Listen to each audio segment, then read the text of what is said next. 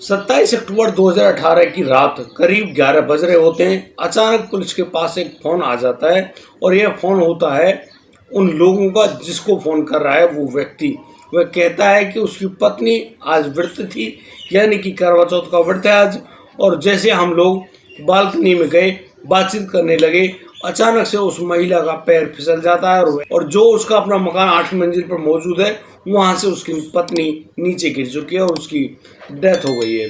अब पुलिस के पास जैसे ही सूचना मिली, पुलिस तुरंत वहाँ पर पहुँचती है और उस महिला के शव को कब्जे में लेकर पोस्टमार्टम वगैरह कराने के लिए आगे बढ़ती है। दोस्तों, यहाँ पर पोस्टमार्टम के लिए तो उस बॉडी भेज दी गई। अगले दिन उस थाने में उस दीपिका के पिता पहुँचते हैं और वो पिता एक ऐसी सच्चाई लेकर आए थे जिसको जानकर आप लोग वाकई में हैरान रह जाएंगे। और फिर पुलिस ने जो संज्ञान लिया, जो पूछताछ करी, फिर तो एक ऐसा किस्सा सुनकर मतलब कि बाहर निकल कर आया जिसको जानकर आप लोग वाकई में हैरान रह जाएंगे। और दोस्तों, मैं दावा करता हूँ यदि इस कहानी पर बॉलीवुड के अंदर फिल्म बनाई जाए तो बड़ी सुपर डुपर हिट फिल्म बनेगी। और ऐसी फिल्में भी बन चुकी हैं, लेकिन ये जो कहानी है बड़ी ही रोमांच से भरपूर है। और इस कहानी में लव, सेक्स और धोखा यानी कि तीनों चीज़ें मिलेंगी और आप हैरान रह जाओगे कि आदमी ना जाने क्या चाहता है और क्या करना चाहता है, क्या पाना चाहता है, और पूरी सच्चाई आपके सामने आने वाली है। नमस्कार, आदाब, सत श्री अकाल दोस्तों, स्वागत है आपका हमारे यूट्यूब चैनल किस्से क्राइम के। और दोस्तों, आपसे बड़ी प्यारी सी गुजारिश, आगे बढ़ने से पहले हमारे चैनल को सब्सक्राइब करना, नोटिफिकेशन की बेल को दबाना बिल्कुल ना भूलें। दोस्तों, आज का बेहद ही हैरान करने वाला मामला सामने आया है गुरुग्राम हरियाणा से। दोस्तों, गुरुग्राम में रहने वाला वह विक्रम चौहान, जो कि एक बड़ी ही इंफ्रास्ट्रक्चर कंपनी में काम किया करता है, अच्छी खासी तनख्वाह है, और जो कि अपनी पत्नी दीपिका चौहान के साथ उस जो अंसल सोसाइटी है वहाँ के अपार्टमेंट में 8वीं मंजिल पर अपने परिवार के साथ रहा करता था। उसके 2 बच्चे भी हैं, 4 साल की बेटी और 6 महीने का बेटा भी है। यहाँ पर उनकी पत्नी दीपिका, जो कि एक बैंक में सीनियर पद पर मौजूद है, और बड़े ही अच्छे बड़े ढंग से उनका यह प्यार चल रहा होता है। और 27 अक्टूबर के दिन जब करवा चौथ होती है तो ये जो महिला है यानी कि दीपिका अपने पति के लिए फास्ट रखती है।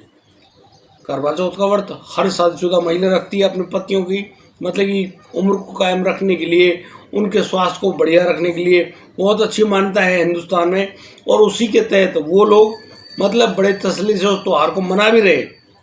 लेकिन रात के समय जैसे वे महिला अपने व्रत खोलने के लिए बालकनी में आई, चंद्रमा को अर्घ देने के लिए, जैसे उसने अपनी प्रक्रिया को निभाई, अचानक से उस महिला का पैर फिसलता है और नीचे गिरने के बाद उसका सीताराम हो जाता है। लेकिन दोस्तों, ये जो पूरी कहानी बताई है ये विक्रम ने बताई है, लेकिन यहाँ विक्रम की सच्चाई को जानने वाला व्यक्ति सामने के अपार्टमेंट में मौजूद था और वह उस समय उसी बालकनी में से बस उन लोगों को दिख रहा था कि वहाँ पर क्या हो रहा है।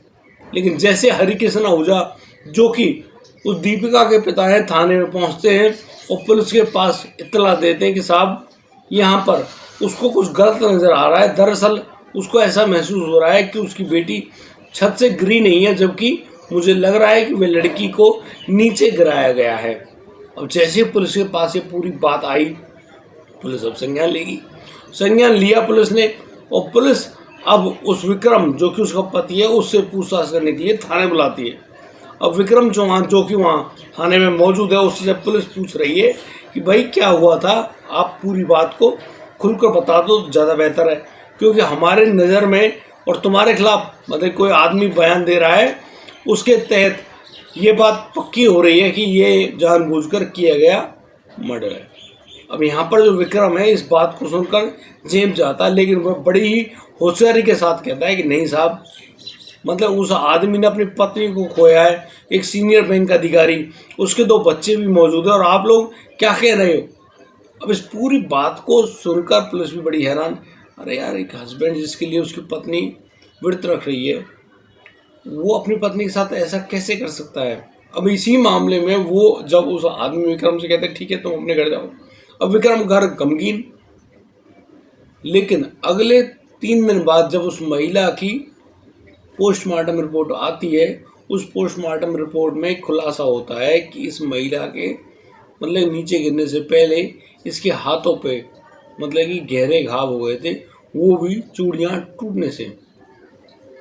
डेथ बाद में हुई है, पहले चूड़ियाँ टूट गई और उस घर में से वो टूटी हुई चूड़ियाँ भी बरामद हुई और जो कांच लगने से हाथों पे जो थोड़े ब्लड वगैरह आ जाता है वह भी उस दीवार पर लगा हुआ मिला। यानी कि आप पुलिस समझ रही है कि यह मामला कुछ और है। भाई एक शादीशुदा सुहागन औरत करवा चौथ पर 16 श्रृंगार करती है, अपने पति को खुश करने के लिए सब कुछ करती है, उसकी चूड़ियाँ टूटना मजाक थोड़ी है। अब इसी सिलसिले में पुलिस के पास एक ऐसा व्यक्ति पहुंचता है जो कि बिल्कुल गुमनाम है, उसके बारे में कोई लेना देना है नहीं, लेकिन वह पुलिस के सामने एक ऐसी जानकारी लेकर आता है और वह बताता है कि वह उस समय जब 27 अक्टूबर की रात को यह पूरा कांड हो रहा था, वह सामने वाले जो बिल्डिंग है उसके उस फ्लोर पर 8वीं मंजिल पर ही मौजूद था और उसने पूरा नज़ारा खुद आंखों से देखा है। दरअसल इन दोनों की झड़पें हुई हैं। उसी झड़प में ये जो आदमी है विक्रम अपनी पत्नी को धक्का दे देता है और धक्का देने पर जैसे भी महिला गिरने वाली होती है, अचानक वह महिला इस आदमी के हाथ को पकड़ लेती है और उससे अपनी जान बचाने की गुहार लगाती है। लेकिन यह आदमी उससे कहता है तुमको तो मरना ही होगा और बस इसी बात को कहते हुए वह अपनी पत्नी के हाथ को छोड़ देता है और बस वो पत्नी नीचे गिर जाती है और उसकी देर। अब ये जो पूरी कहानी पुलिस के सामने मतलब एक चश्मदीद गवाह की बात आ गई। पुलिस तुरंत अलर्ट मोड पे सीधी जाती है विक्रम चौहान घर और बस उसको उठा कर ले आती है थाने में लाने के बाद अब उससे जब पूछताछ का सिलसिला, क्योंकि पुलिस को पहले तो वो बेवकूफ़ बना चुका है, अब पुलिस को बेवकूफ़ बनाना बड़ा मुश्किल। भाई एक चश्मदीद गवाह के आप उसको मजाक मत समझिए, जिसने सारा नज़ारा अपनी आंखों से देखा हो वही आदमी अब सारी सच्चाई बताने वाला है। और इसी सच्चाई के मुताबिक अब तो विक्रम चौहान से पूछा जाता है कि बेटा बात क्या है। यहाँ पर हमारे पास गवाह भी मौजूद है, यहाँ पर तुम्हारे ससुर हरिकिशन ने भी ये बात बताई है कि तुम्हारे किसी और महिला से भी गलत संपर्क है। कौन है वो महिला? हमें तो उसका नाम पता है। अब या तो तू सच्चाई बताएगा, नहीं तो हम सच्चाई बोल देते हैं। अब तू ये बता वो सैफ अली कौन है। अब जैसे सैफ अली का नाम विक्रम के सामने आया, विक्रम को लगा बेटा पूरा भंडा फोड़ हो गया, अब तो तू गया। और दोस्तों अब यह विक्रम मतलब कि मिनट नहीं लगाता है, सारी सच्चाई को ऐसे बोलता है कि पुलिस भी दंग रह जाती है, यार इस आदमी ने क्या सोचा और क्या किया। दरअसल यहाँ पर होता क्या मैं आपको ढंग से बताता हूँ। सन 2015 में विक्रम चौहान अपनी पत्नी के साथ गुरुग्राम में शिफ्ट होने आया। उसकी पत्नी की जॉब लग गई थी एक बैंक में। अब भाई यहाँ बड़े हिसाब से इनकी शादी हुई है। नई शादी के साथ साथ ये लोग अब गुरुग्राम में शिफ्ट होने के लिए इनको घर चाहिए। ये लोग घर ढूंढ रहे होते हैं, अचानक ब्रोकर इनको बताता है कि यहाँ अंसल जो सोसाइटी है उसमें एक घर मौजूद है। अब जैसे ही उस मकान को देखने के लिए वो विक्रम वहाँ जाता है और जो उस मकान की मालकिन होती है सैफ अली वर्मा नाम की लड़की, उसको देखकर उसके दिल के जो तार है ना वो झंझनाने लगते हैं। कहीं ना कहीं उसको लगता है भाई वाह, फिर तो जो विक्रम है उस मकान को, जो सैफ अली का दूसरा मकान था, उसको खरीद लेता है। सारा काम हो गया, वो लोग वहाँ पर शिफ्ट हो गए। लेकिन जो सैफ अली जो कि अपने पति के साथ उस दूसरे अपार्टमेंट में रहती है, उसकी और विक्रम की दोस्ती हो जाती है। सुबह शाम वॉक करने के टाइम पर ये दोनों एक दूसरे को मिला करते, हालचाल पूछ लिया करते। लेकिन यहाँ पर जो दोस्ती है वो दोस्ती से कुछ और ज़्यादा आगे बढ़ जाती है। अब आप समझ रहे होंगे कैसे आगे बढ़ती है। इन दोनों को लगता है कि भाई इनको एक दूसरे को टाइम देना चाहिए और वहाँ जो सैफ अली अपने पति को धोखा देकर इस विक्रम के साथ घूमने आया जाया करती। और तो और ये विक्रम भी उस सैफ अली के साथ इंटरेस्ट लेने लगा था। ये लोग अब ट्राई करते हैं कि भाई क्यों ना हमको बाहर घूमने जाना चाहिए। सैफ अली के साथ जो विक्रम है वो लद्दाख जाता है और लद्दाख करीब 12 से 15 दिन बिता कर आता है। यहाँ पर दोनों बीच में सब कुछ होता है। पर दो प्यार करने वाले आपस में मिले, क्या नहीं होगा, सब कुछ होता है। उस सब कुछ करने के बाद ये लोग वापस आने से पहले एक बात को दिमाग में ठान लेते हैं कि बस इन दोनों को एक दूसरे से शादी करनी है। वो कब तक छुप छुप कर ऐसे मिलते रहेंगे। और इसी सिलसिले में वो लोग इस बात के लिए राजी हो जाते हैं कि वो अपने अपने जीवन साथी को अपने से दूर कर देंगे।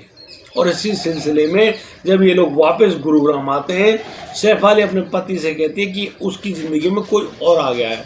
ये सैफ अली एक जर्नलिस्ट होती है, पत्रकार, लेकिन जिस प्रकार से उसने अपने पति को बताया, इसका पति निकलता है बड़ा ही समझदार आदमी।